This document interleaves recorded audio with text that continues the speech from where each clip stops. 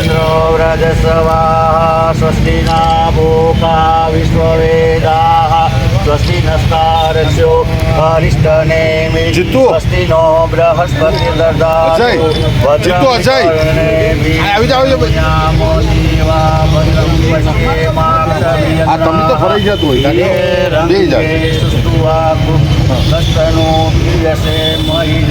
पुंडरीकाक्ष मंगलायस्तनो हरिः सर्वमंगल मांगल्ये शिवे सर्वासाधिके हे त्र्यंबके गौरी नारायणी नमोस्तुते।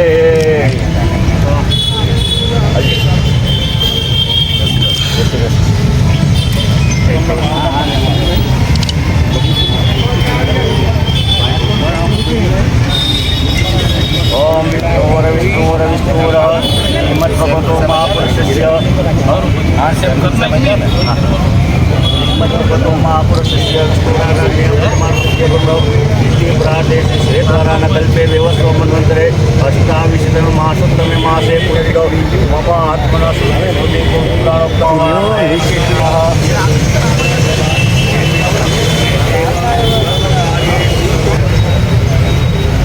ओम कर्पूरगौरं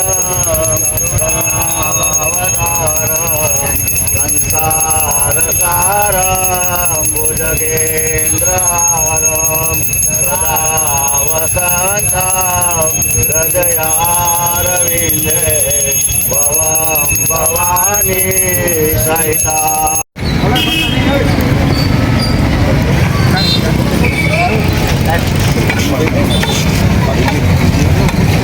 एक घने બે ગટકા હો ચાર થાય। ओम महागाग सर्वा स्वामी स्वादे स्वामुपदे सुमोरायण सरस्वती हरे देवी नारायणी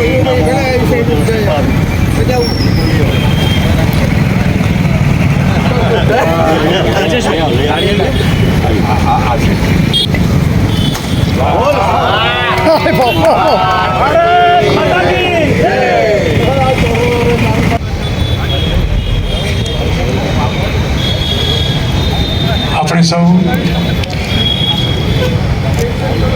આપણા સન્માનિત શિવભાઈ સોલંકી, દિલીપભાઈ, ભગુભાઈ સર્વેને વિનંતી કે અહીંયા દીપ પ્રાગટ્યનું કાર્ય સંપન્ન કરશું।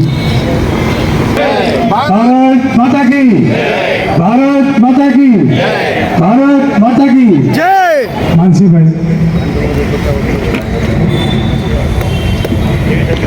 કાર્યક્રમની શરૂઆતમાં આપણે મહેમાનો ગુલદસ્તાથી સ્વાગત કરશે।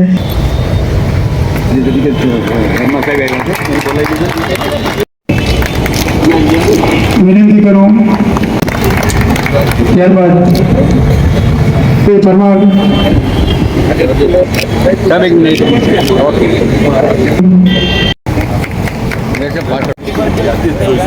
હા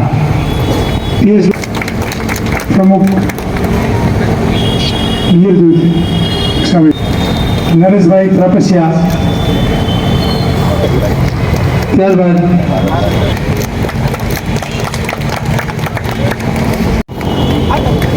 ભારત માતા કી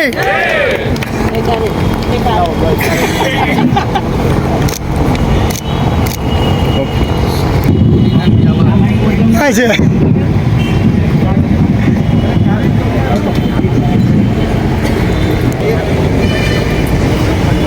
ના ખાતમુહૂર્ત પ્રસંગે આપણી સૌએ હૃદયપૂર્વક સ્વાગત કરું છું।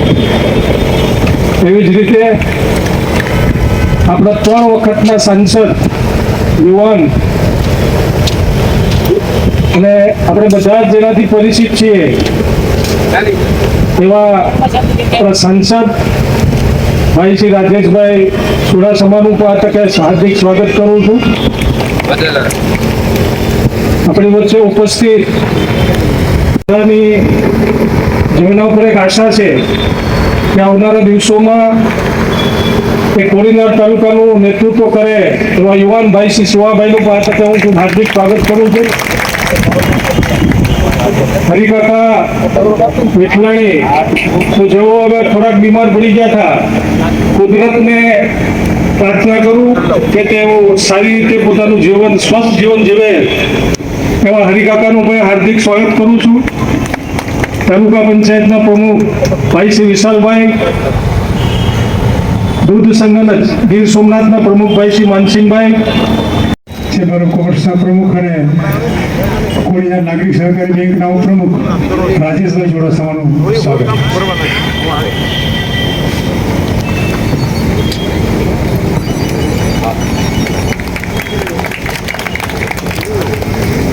જે 4 રસ્તાઓ છે એ રસ્તાઓના ખાતમુહૂર્ત માટેના કાર્યક્રમમાં આપણી વચ્ચે ઉપસ્થિત જેઓને ગઈકાલે આપણે આમંત્રણ આપ્યું અને એક જ દિવસની ટૂંકી નોટિસમાં એમનો પ્રેમ, એમનો સ્નેહ આપણા વિસ્તાર માટે અને તરત જ સમયસર આપણા આમંત્રણને માન આપી અને આ કાર્યક્રમના ઉદ્ઘાટન માટે આવ્યા એવા આપણા વિસ્તારના જાગૃત યુવા અને સતત કાર્યશીલ એવા સતત ત્રીજી વખતથી જેઓ સંસદમાં જુનાગઢ લોકસભાનું પ્રતિનિધિત્વ કરે છે એવા યુવાન ધારાસભ્ય આપણા માનનીય શ્રી રાજેશભાઈ,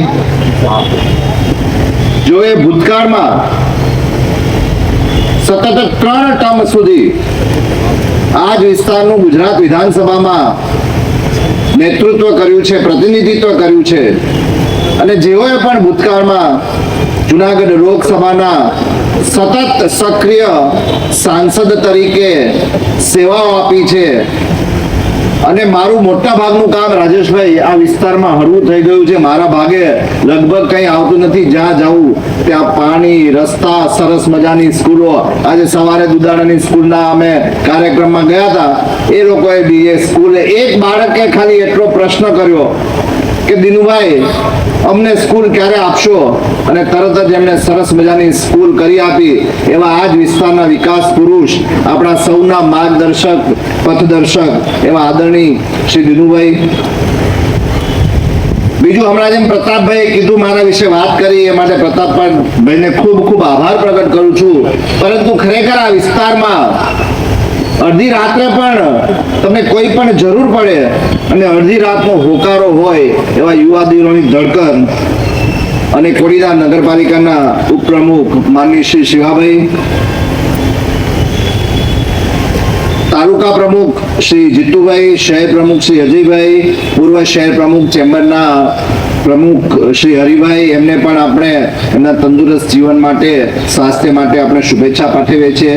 યુનિયન બેંકના ચેરમેન પ્રતાપભાઈ હંમેશા ગમે ત્યારે મારે જરૂર હોય શાંતિથી, કોઈ ચિંતા નહીં એવા બધાની ચિંતા કરતા હોય એવા શ્રી પ્રતાપભાઈ, શ્રી મેર સાહેબ, સર્વે ઉપસ્થિત મંચસ્થ મહાનુભાવો, સર્વે ચૂંટાયેલા પ્રતિનિધિઓ, ભારતીય જનતા પાર્ટી સંગઠનના સૌ હોદ્દેદારો, જિલ્લા પંચાયતના પણ સ્પેશિયલ આપણા સભ્ય નરેશભાઈ પણ ઉપસ્થિત છે.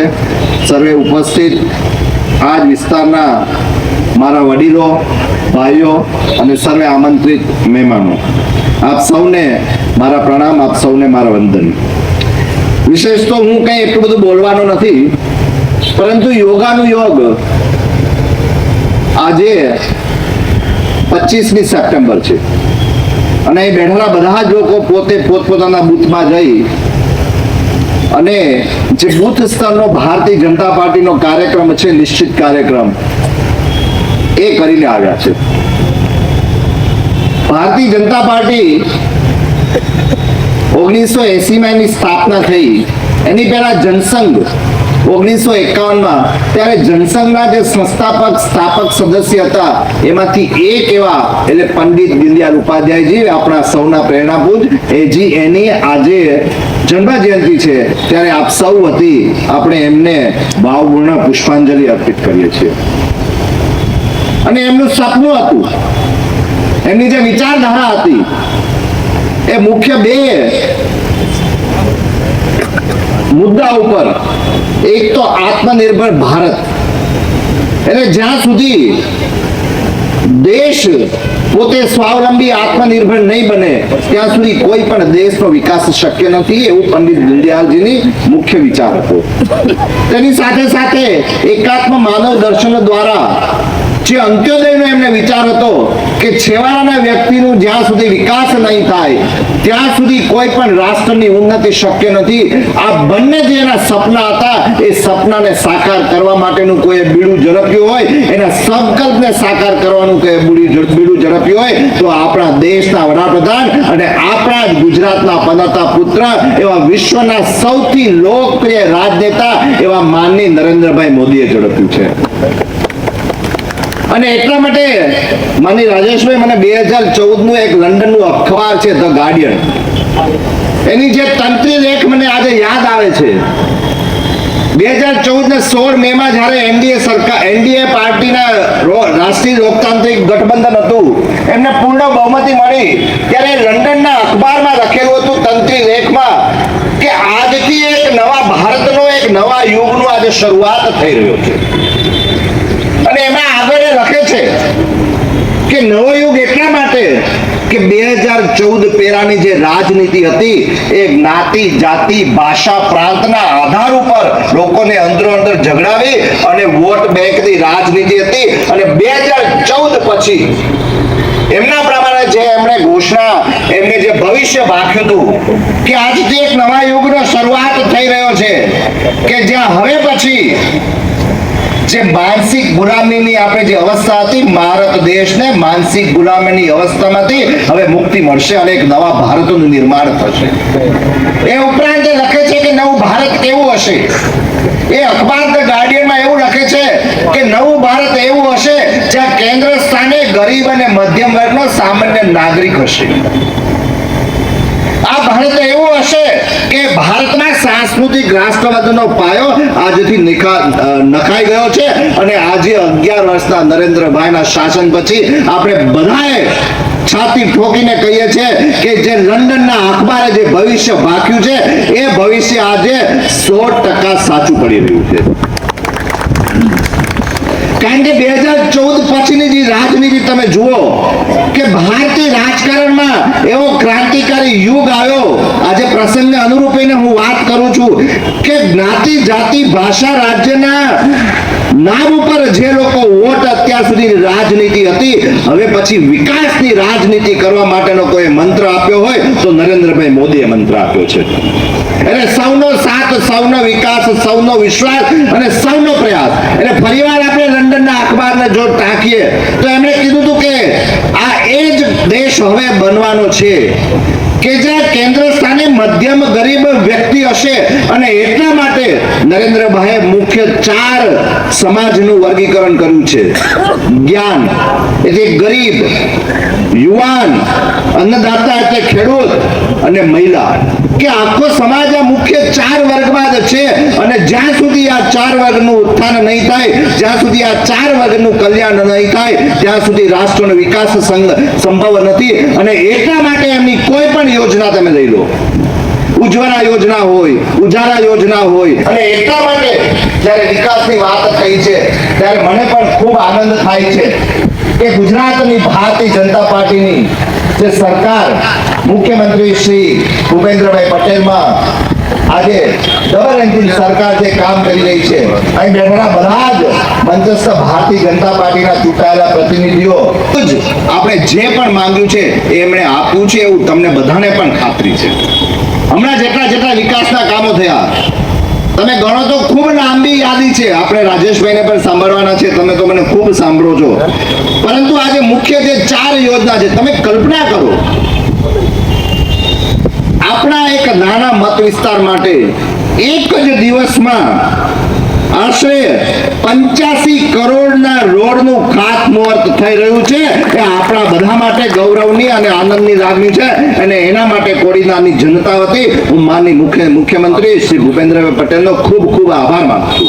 આજે આપણો બાયપાસથી બાયપાસ સુધીનો જે આપણો નેશનલ હાઈવે છે જે કોડીનાર શહેરમાં જાય છે, સાહેબ એ 25 કરોડના ખર્ચે મંજૂર થયો. તમે કલ્પના કરો 5 કરોડમાંથી, અહીંયા હેરમાર સાહેબ બેઠા છે, 5 કરોડમાંથી 25 કરોડ સુધી બજેટ વધારવું એટલે કેટલું અઘરું હશે. તમે કલ્પના તો કરો. વહીવટી અધિકારીનો પણ કંઈક તો લોજિક, કંઈ પણ કારણ તો આપવું પડે ને. છતાં પણ એક જ મિનિટમાં આપણા માટે 25 કરોડના રોડની મંજૂરી આપી. વેરાણ, કોટલા અને જે એ બંદરોને જોડતા રસ્તાઓની એક સરકારની યોજના છે અને આ યોજના અંતર્ગત 65.13 કરોડના આપણે એ મંજૂર થયા છે. એ ઉપરાંત બીજો આવો જ રસ્તો છે, ઘણા વર્ષો સુધી અહીંયા નરેશભાઈ બેઠા છે જામવાડાથી, કોડીનાર જામવાડાનો જે રસ્તો હતો એ રોડ પણ સાગર ખેડૂત સર્વાંગી યોજના અંતર્ગત 16.19 કરોડ મંજૂર થયા છે.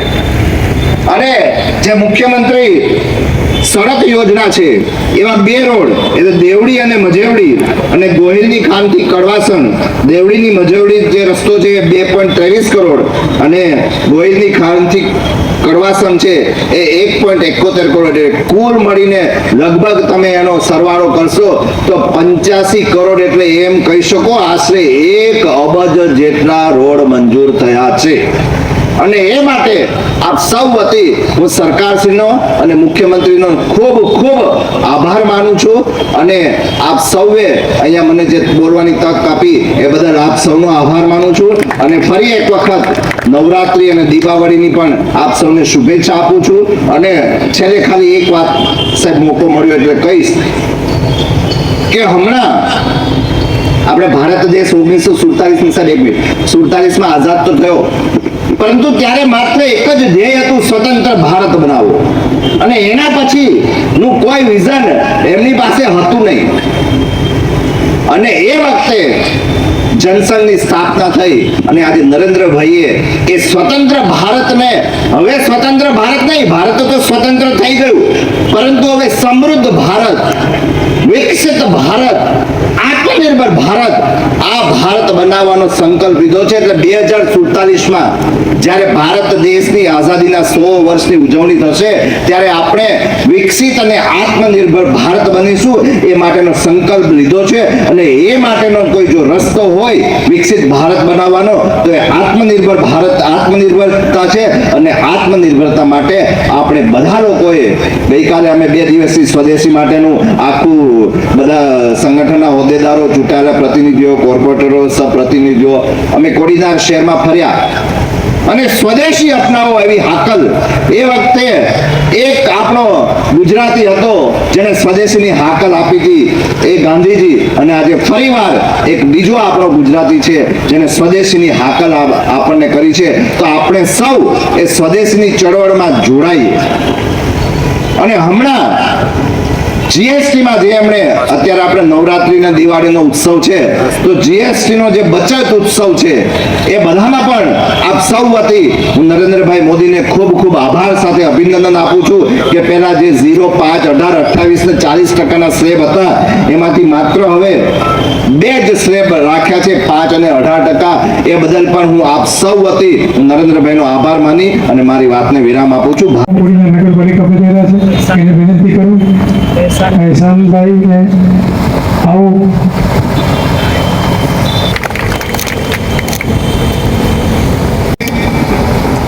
આપણા સૌના લાડીલા આપણા વિસ્તારના સાંસદ ભાઈ શ્રી રાજેશભાઈ, આપણા વિસ્તારના ધારાસભ્ય શ્રી, રોડનું ખાલી ત્રિકમ મારીને ખાતમુહૂર્ત નથી કર્યું. આ જ રોડ માટે વર્ષોથી આપણે લડાઈ લડતા હતા કે આખો રોડ અમને બનાવો. આ સમુદ્ર વિસ્તારનો ખૂબ મહત્વનો રોડ છે અને અહીંયાથી શરૂ થાય અને કોટડા દરિયા સુધી અને આમ માઢવાડ દરિયા સુધી 2 ગામના દરિયાને અડી જાય ત્યાં સુધીનો આ આપણો રોડ બનવાનો છે. કેટલા મીટરનો છે?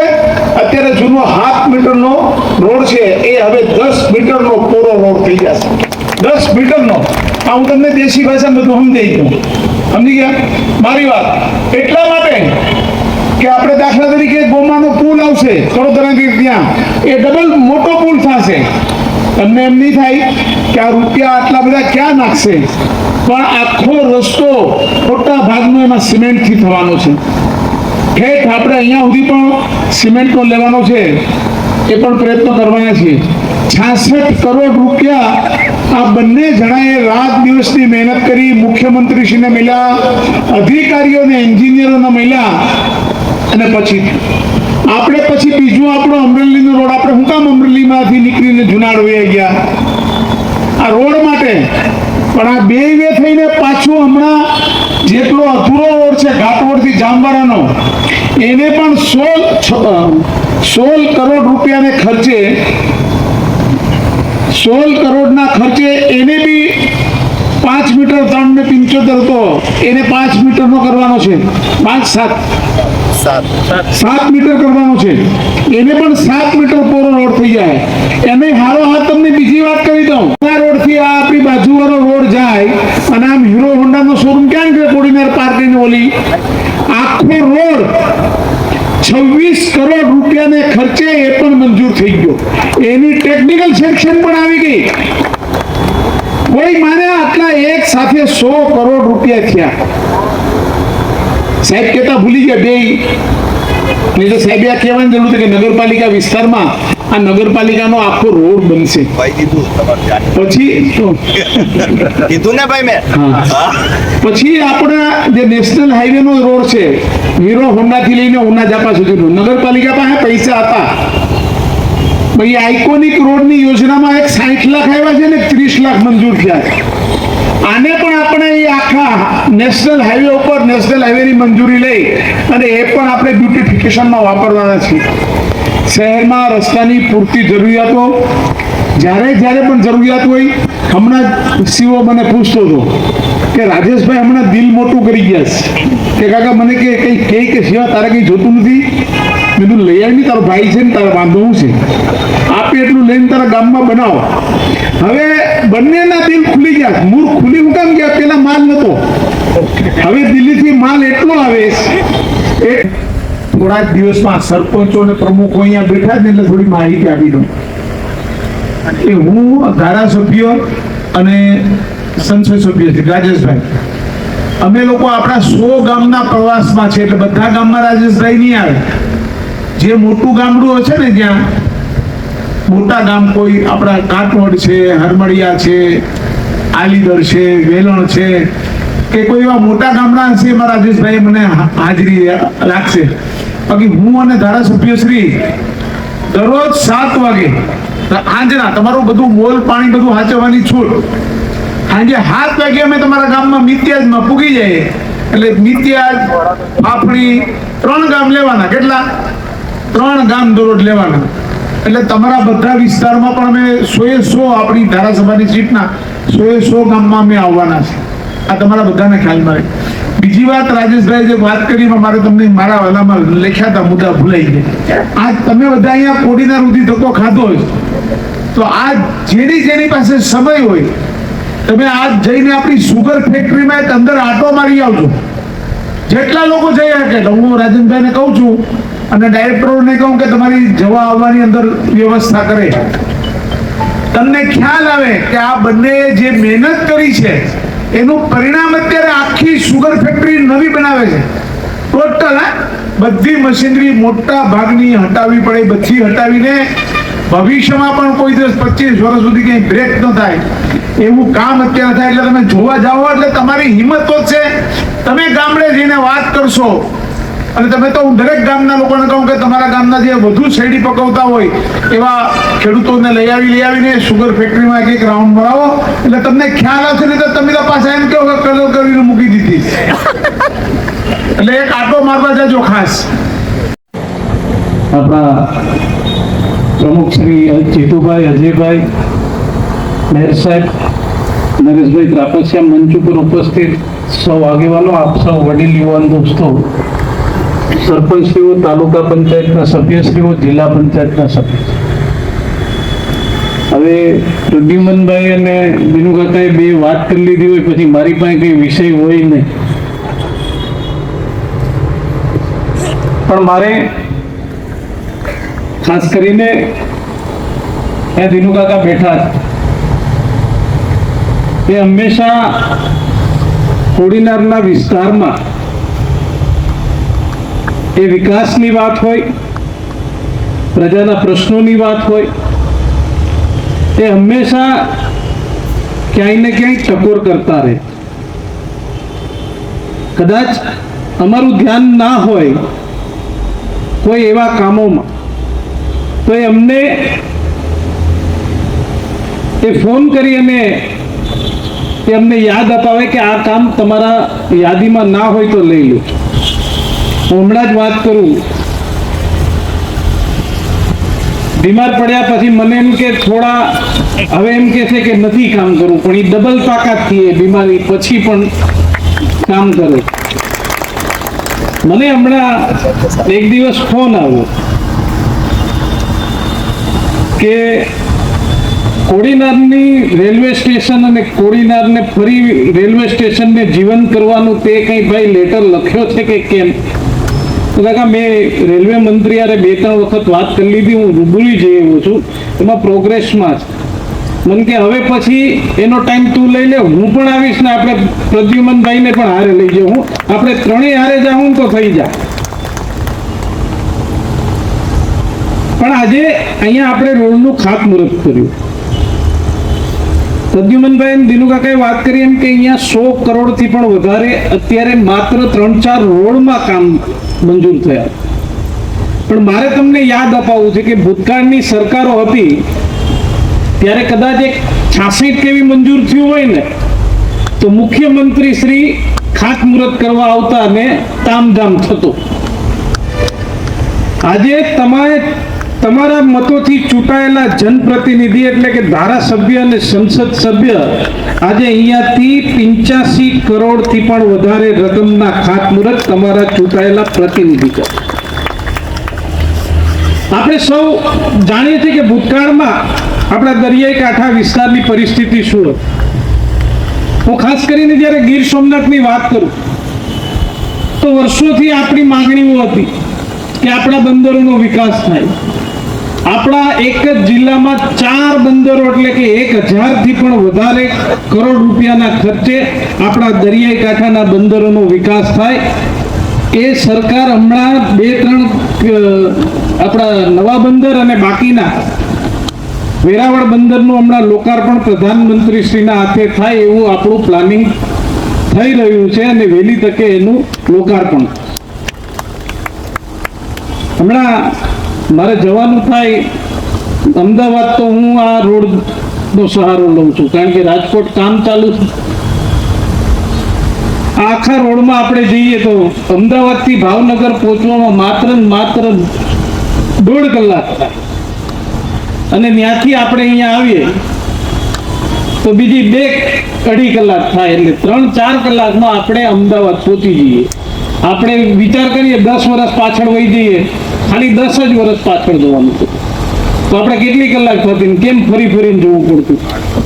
પણ જેમ પ્રદ્યુમનભાઈએ કીધું એમ કે દેશના પ્રધાનમંત્રી છેવાડાના ગામડાઓ એટલે કે દરિયાઈ કાંઠા વિસ્તારમાં કનેક્ટિવિટી હોય, એ ચાહે રેલ કનેક્ટિવિટી હોય, રોડ કનેક્ટિવિટી હોય અને આવનારા સમયમાં એર કનેક્ટિવિટી પણ આ વિસ્તારમાં વધે એવું સરકારનું પ્લાનિંગ થઈ રહ્યું છે.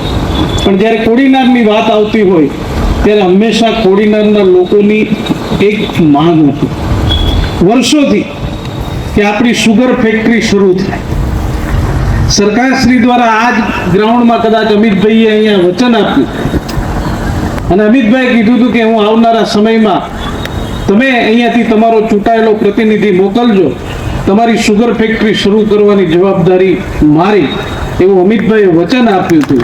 અને અહીંયા બેઠેલા દિનુ કાકાના માર્ગદર્શનમાં કેન્દ્ર સરકારે ઇન્ડિયન પોટાશ કંપની લિમિટેડને આ સુગર ફેક્ટરી શરૂ કરવાની શરૂઆત થઈ ગઈ છે ને વહેલી તકે એ સુગર ફેક્ટરીનું લોકાર્પણ પણ આપણે શરૂઆત પણ દેશના પ્રધાનમંત્રી નરેન્દ્રભાઈના હાથે આપણે કરીશું એવું આપણું આયોજન.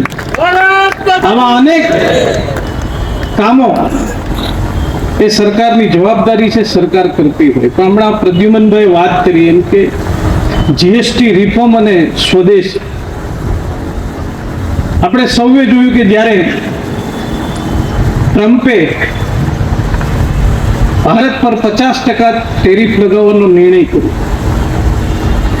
ત્યારે દુનિયાને બધાને એમ હતું કે ભારત અમેરિકા સામે ઝૂકી જશે. આપણે પણ વિચાર કરતા હતા કે ભારત અમેરિકા સામે આ મજબૂત રીતે ટકી શકશે કે કેમ, પણ હંમેશા નરેન્દ્રભાઈ આ દેશની જનતાના વિશ્વાસ, આ દેશને મજબૂત કરવા માટેનું મનોબળ 143 કરોડની આ દેશની જનતાએ એમનું મજબૂત મનોબળ વધારવાનું કામ કર્યું.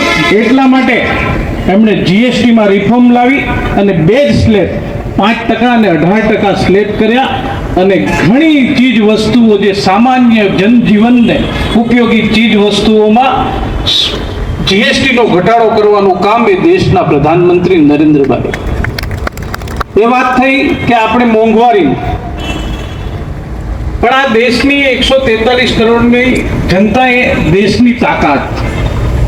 અને નરેન્દ્રભાઈએ આહ્વાન કર્યું કે આપણે સ્વદેશી ચીજ વસ્તુઓનો ઉપયોગ કરો, કે જે ભારતની માટીથી, એમાં માટીની સુગંધ આવતી હોય, આપણા દેશના લોકોના એમાં મહેનતનો પસીનો હોય, એવી કોઈ પણ ચીજ વસ્તુઓને આપણે ઉપયોગ વધારવો છે.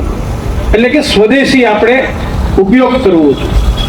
તમે જોયું હશે કે હમણાં બધા મોંઘી મોંઘી ઘડિયાળો કાઢીને ટાઇટન ને એવી લેવા માંડ્યા છે. પણ એ એટલા માટે કે જો 143 કરોડનો દેશ નક્કી કરી લે કે અમે અમારા ભારત દેશની પ્રોડક્ટ, અમારા દેશમાં બનેલી ચીજ વસ્તુઓનો ઉપયોગ કરીશું, તો દુનિયાની કોઈ તાકાત નથી કે આ દેશને 2047માં વિકસિત રાષ્ટ્ર બનાવવામાં કોઈ અટકાવી શકે. અને એટલા માટે દેશના પ્રધાનમંત્રી નરેન્દ્રભાઈ મોદી કે 2047માં જ્યારે આ દેશ આપણા આઝાદીના 100 વર્ષની ઉજવણી કરતો હોય ત્યારે મારે વિકસિત રાષ્ટ્ર બનાવવું. પણ એ વિકસિત રાષ્ટ્ર બનાવવામાં સરકાર પોતે પોતાનું કામ તો કરશે, પણ સૌથી મોટી જવાબદારી એ આપણા સૌ નાગરિકોની. કે કોઈ પણ ક્ષેત્રમાં હોઈએ, કોઈ સફાઈ કર્મચારી હોય, એવું નક્કી કરે કે મારી સફાઈ કર્મચારી તરીકેની જવાબદારી છે અને 2047 સુધીમાં કોઈ સફાઈ કર્મચારી કામ ન કરે, એનાથી વિશેષ કામગીરી કરી અને હું મારી જવાબદારી સ્વીકારી, જો એ સંકલ્પ કરશે એક સફાઈ કર્મચારી, તો એ પણ 2047માં વિકસિત રાષ્ટ્રનો સહભાગી બનશે.